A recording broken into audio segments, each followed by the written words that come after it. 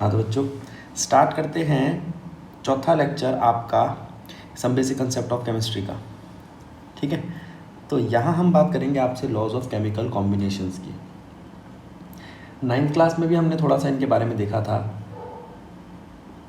अगर दो chemicals combined होके कोई प्रोडक्ट बनाते हैं, या यूँ कहो कोई एक केमिकल डिकम्पोज होके कोई प्रोडक्ट बनाता है, तो उस वक्त कुछ लॉज हैं जो आपको ध्यान में रखने चाहिए कि वो रिएक्शन जो हो रही है उसमें मास का चेंज ना आए, उसमें नंबर ऑफ मोल्स या वॉल्यूम की एक पर्टिकुलर रेशो हो।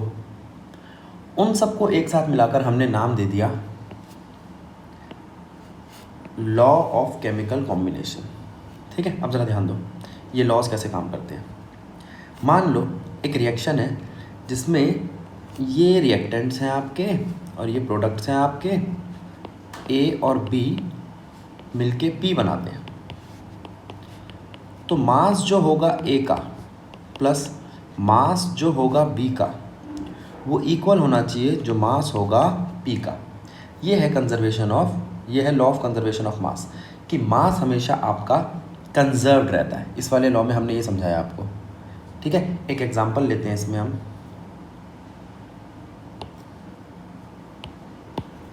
देखो, एग्जांपल के तौर पे हमने ले लिया प्रिपरेशन ऑफ अमोनिया।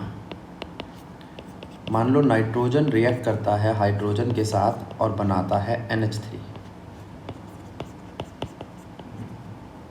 ठीक है,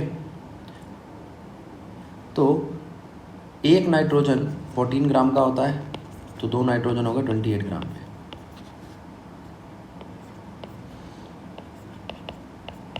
एक हाइड्रोजन 1 ग्राम का होता है, तो 6 हाइड्रोजन हो गए 6 ग्राम के। अब यहाँ पर लिया हमने, बेटा एटॉमिक नंबर याद होना ज़रूरी है। 1 से लेके 30 तक तो सबको याद होने चाहिए। तो अब अगर आपसे कोई यूँ पूछे कि क्या यहाँ पे रिएक्टेंट्स और प्रोडक्ट का मास इक्वल है, देखो है ना इक्वल। ये लो, NCERT क्या कहती है इसके बारे में, law of conservation of mass के बारे में। It state that matter can neither be create nor be destroy. Matter ना तो क्रिएट किया जाता है ना डिस्ट्रॉय किया जाता है। ठीक है, एनर्जी के तरीके से लग रहा है जैसे हम एनर्जी की बात करते थे। और यहाँ पर उस मैटर का मास रिएक्टेंट और प्रोडक्ट में सेम है। ठीक है, अब इसी तरीके से दूसरा आपका क्या आता है लॉ, वो देखो, लॉ ऑफ डेफिनेट प्रोपोर्शन। अब हम बात करते हैं, मान लो हमने दो केमिकल लिए,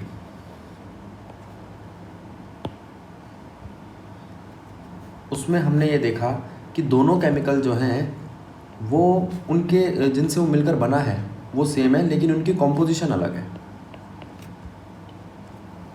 CO2 बनाने के लिए 12 ग्राम कार्बन और 32 ग्राम ऑक्सीजन का इस्तेमाल किया गया। ये इनके मास की रेशियो है। ठीक है, और यहाँ पे CO बनाने के लिए 12 ग्राम कार्बन और 16 ग्राम ऑक्सीजन का इस्तेमाल किया गया। ठीक है,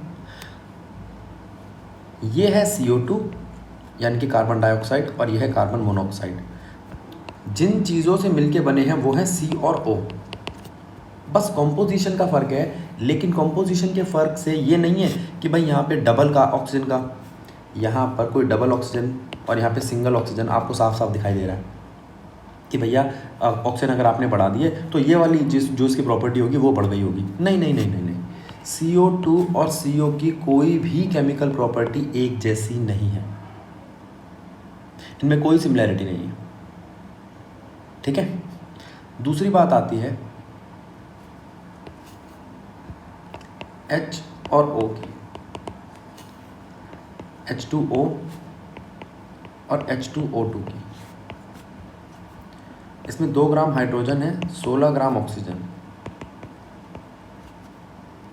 तो अब इन दोनों में डिफरेंस देखो तो फिर वही मास का कॉम्पोजिशन जो है वो डिफरेंट है। इसमें हमने दो हाइड्रोजन और एक ऑक्सीजन का कॉम्पोजिशन लिया था, इसमें 2 हाइड्रोजन और 2 ऑक्सीजन का कॉम्पोजिशन लिया, ठीक है। लेकिन फिर वही, इनकी कोई भी केमिकल प्रॉपर्टी एक दूसरे से नहीं मिलती, इसको लो या इसको लो। इनकी यूटिलिटी क्या है? H2O ज़्यादातर क्लिनजिंग एजेंट के तौर पे यूज़ किया जाता है। पानी तो आप पीते भी हो, H2O नहीं पी सकते, है ना। और बहुत सारी ऐसी प्रॉपर्टीज़ हैं, मेल्टिंग पॉइंट, बॉइलिंग पॉइंट, इनके एंगल, इनका स्ट्रक्चर सब कुछ अलग है। तो इसका मतलब अगर हम H2O को, H और O को इस कॉम्पोजिशन में रखें, इस प्रोपोर्शन में रखें और इस प्रोपोर्शन में रखें, तो हमें 2 अलग अलग केमिकल्स मिलेंगे। इसलिए हमने एक लॉ बनाया, लॉ ऑफ डेफिनेट प्रोपोर्शन। अच्छा, ज़रूरी नहीं है 2 चीज़ें अलग अलग तरीके से ही जुड़े। मान लो NH3 है, इसका कोई दूसरा नहीं है कि भाई जैसे हम N2H3 बना ले या कुछ और बना ले, नहीं।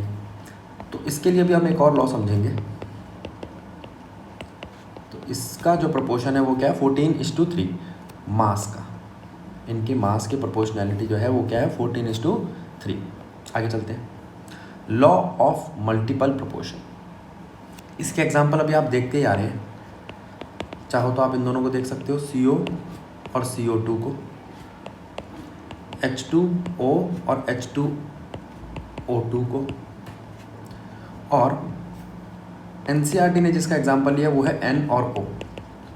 इनसे मिलके काफ़ी सारे कंपाउंड बनते हैं, जैसे NO, NO2, N2O3, N2O4 और N2O5। रेशो देखो इनकी,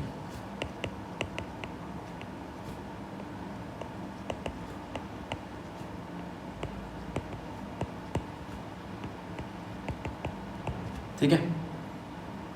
तो ये आपको ऐसा लगेगा कि यहाँ पर नाइट्रोजन की टेबल चल रही है, नाइट्रोजन यानी कि 14 की, और यहाँ पर 16 की।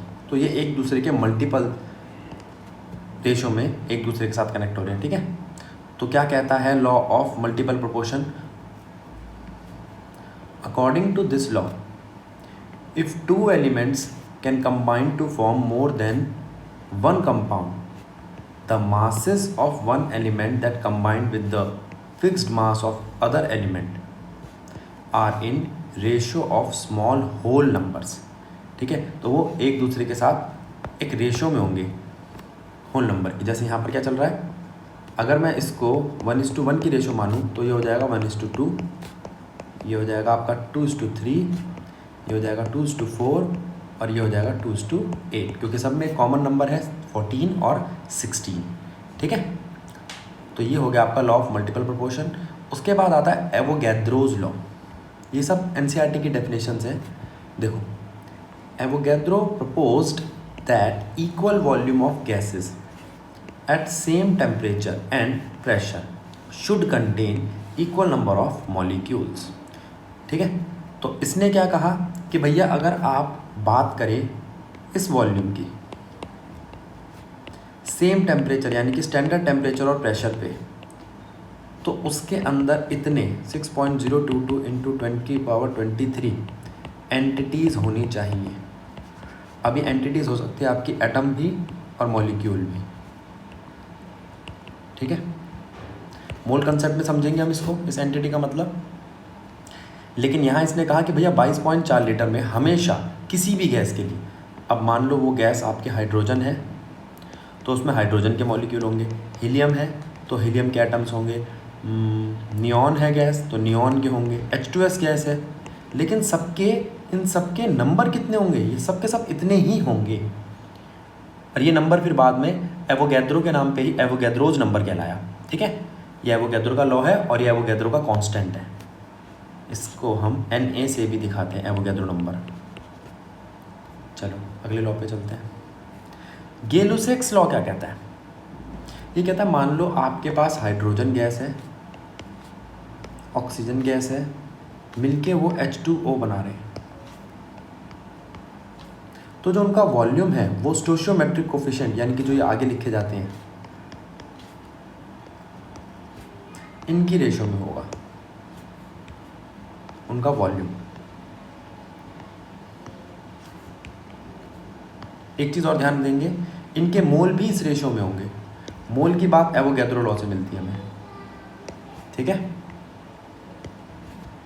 तो अगर हाइड्रोजन और ऑक्सीजन की रेशियो 1:2 हाफ है तो उनसे मिलने वाला जो हमें वाटर होगा वो 1 होगा। अगर इनकी रेशियो मैं चेंज कर दूं, जैसे मान लो मैं इसको डबल कर दूं, इसको भी डबल करना पड़ेगा और इसको भी डबल करना पड़ेगा, ठीक है। तो ये था गे-लुसाक्स लॉ। अब बात करते हैं हम लॉ ऑफ रेसिप्रोकल प्रोपोर्शन की। ये आपका एनसीईआरटी में नहीं है। लॉ ऑफ इक्विवेलेंट वेट भी कहते हैं इसको। देखो क्या कहता है, the ratio of weights of two elements A and B which combine separately with a fixed weight of third element C is either the same or simple ratio of weights in which A and B combine directly with each other। यहाँ एक example लिया है, carbon hydrogen के साथ combined होता है 1:4 की ratio में, ठीक है। इनके मास देखूँ तो मैं 12:4 और उस मास को मैं लिख सकता हूँ 3:1 की रेशियो में, ठीक है। और वहीं पे कार्बन ऑक्सीजन के साथ कैसे कंबाइंड होता है, 12:38 की रेशियो में, 32 की रेशियो में, यानी कि 3:8 की रेशियो में, ठीक है। और हाइड्रोजन और ऑक्सीजन आपस में कैसे कंबाइंड होते हैं, 2:16 की रेशियो में।